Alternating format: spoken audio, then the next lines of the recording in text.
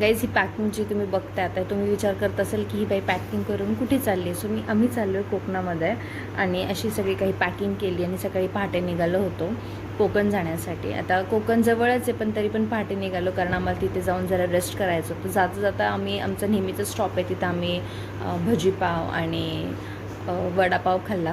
पहिली मी भजी ट्राय केली कारण ती सगळ्यात पहिली आली होती. त्यानंतर वडापाव खाल्ला. वडापाव एवढा गरम होता म्हणून आमची इथं मजा चालली होती. म्हटलं आता तेच आपण रेकॉर्ड करूयात म्हणून खाता खाता आम्ही हे असं रेकॉर्ड करत होतो.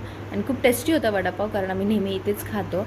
आणि जाताना सगळ्यांचे असे व्हिडिओ क्लिप्स घेण्याची घाई चालू होती कारण दृश्य एवढं अप्रतिम होतं. सकाळ सकाळी तर एवढा फॉग होता की काय सांगू.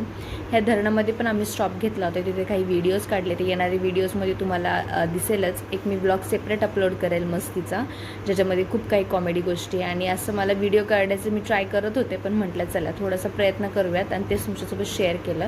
इथे गाडी जोपर्यंत तिचं फ्यूल भरते तोपर्यंत ह्या पोरीने मला असं काही रंगवलं होतं.